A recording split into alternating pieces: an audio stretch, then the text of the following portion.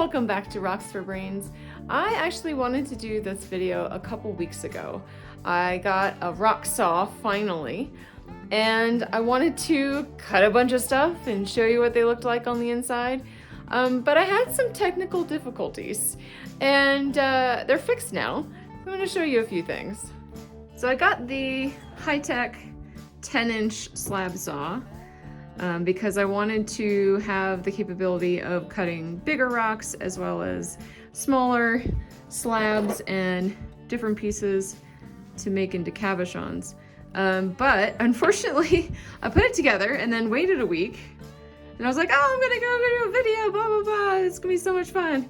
And I plugged it in and nothing happened. Actually, something happened.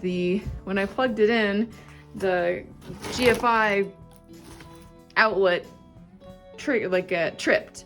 I didn't even get the plug all the way in there before it did that. So I contacted the customer service and they were really wonderful, helping me troubleshoot, trying to figure out what was going on. It doesn't actually need to be in a GFI outlet, it's grounded, but they figured out that it was a faulty on-off switch. So they express shipped me a new on-off switch and it works now. So that was a simple fix. I also, when I got this, I bought the vise that helps guide the rocks. I think this is going to be pretty useful. I have cut a few things already. Cut a thunder egg. I'll get that wet so it looks better. There we go. Now you can see that better. So this is a thunder egg that I actually bought when I was in Montana. It's cool. It's got some waterline banding there and a little bit of a spider type pattern, almost like dendrites in there. I'm not quite sure what I'm going to do with that, but it was really just to test the saw, and also cut kind of a bulbous botryoidal cluster that I had. That's pretty cool. It looks like a big eyeball. But I'll be honest with you, I'm still not quite used to this. It's a pretty big saw. Makes me a little nervous still. This blade is easier to use. It's smoother than the bigger notched blade, which looks like this. The workshop is a mess right now. But this one is intended for slabbing bigger rocks. But I think I'll hold off on using that for a little while until I get more comfortable with that one. So, you know, I can do softer materials and smaller materials on this just fine. We have to take it a little slower, but that's okay. It also puts off quite a bit of water spray. And so temporarily I have this cardboard box here to protect the other things that are on the counter as well as the outlet from getting wet. Eventually I'm gonna put kind of like a curtain, I don't know, like a track to put a curtain on the ceiling so that I can have it kind of, not look like a cardboard box. But yeah, one of the reasons why I got the vise is because I think it's gonna help me get a little bit more confidence in cutting these, so I don't have to have my hands quite so close to the rock, but it also just holds it in place a little bit better. But then also this is going to help a lot with making even cuts when you're slabbing things. So hopefully the goal will be realized and that will actually happen, and it will actually be a little bit more secure. I've got to tighten that. These are supposed to prevent it from moving back and forth. But this is an agate, I think, an agate nodule that I just picked up down in Camp Verde. So I'm going to attempt to cut this in half and see what it looks like. But then also cut some of the smaller agates that I just found as well into smaller pieces and show you what they look like.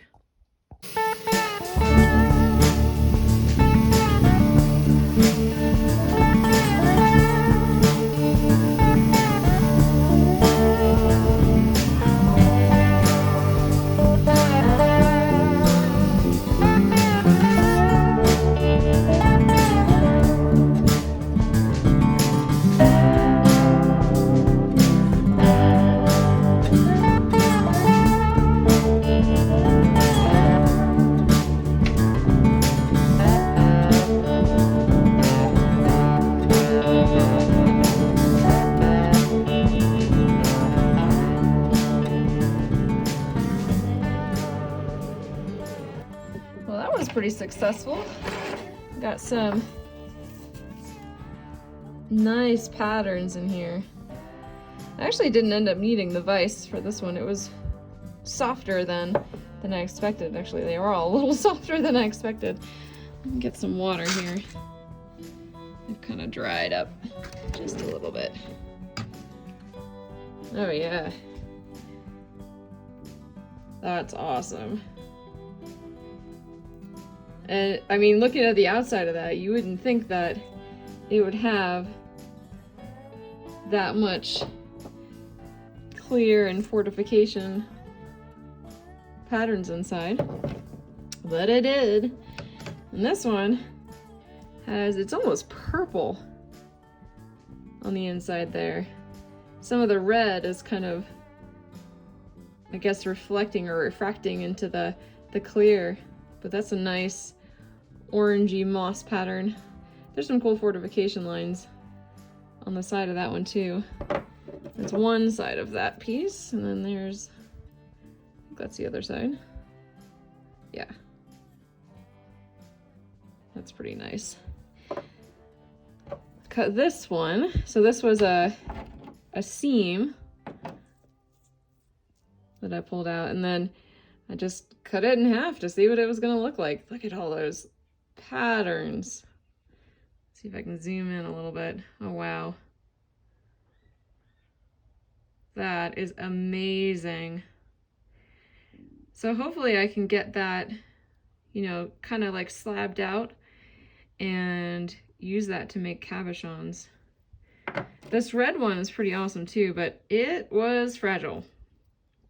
So it broke in a chunk. The chunk of it broke off as I was cutting it. So I'm not sure how stable that one's gonna be, but we'll give it a go. I actually was able to just break part of it off by hand.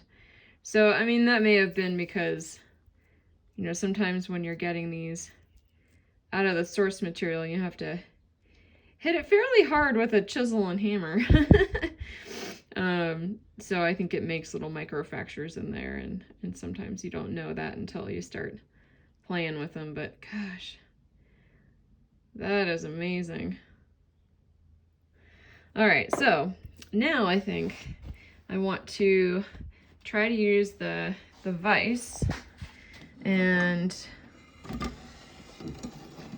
cut some more straight lines and try to get some little slabs. I'm getting more confident with it, of course, as I continue to make cuts. These aren't super hard rocks. I thought they were going to be, but they're not that bad, actually. I might cut this one first before I start using the vise.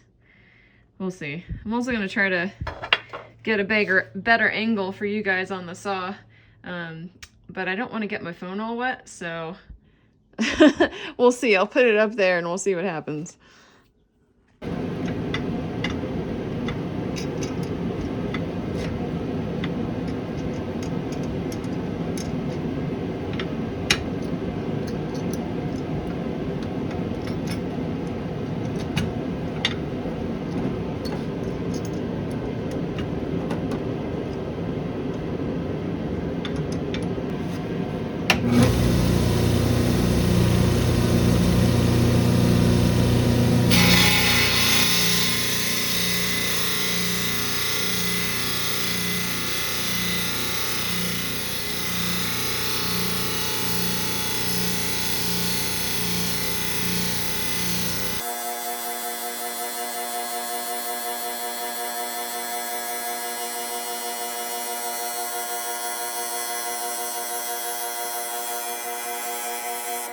Well, that worked really well. Check out those little slabs. That's awesome. And get that on the flat lap. Make it into maybe a little cushion cut and polish it up. This one's awesome. And actually this turned out to be pretty hard to cut through. So even though it was fracturing when I was cutting the big piece, I think it is pretty solid. And that's just going to be gorgeous when it is polished up. So I cut a couple little slabs.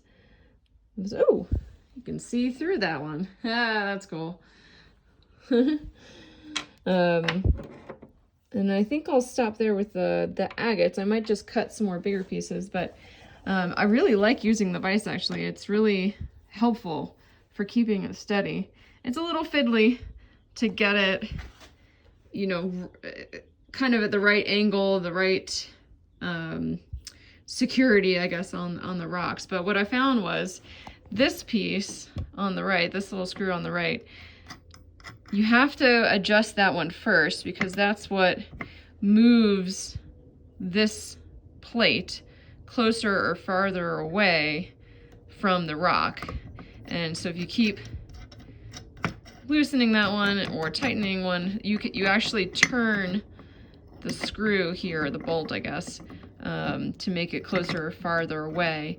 And then once you get that one secured, then you can tighten this one, and then you can move this back and forth and kind of like get the adjustment that you need for the width, and, you know, far enough away from the blade that you're not gonna hit the plates here. And it's pretty secure once you get all that done. Like I said, it's a little fiddly, but a little bit of practice, it's not that bad. It works pretty well, in my opinion.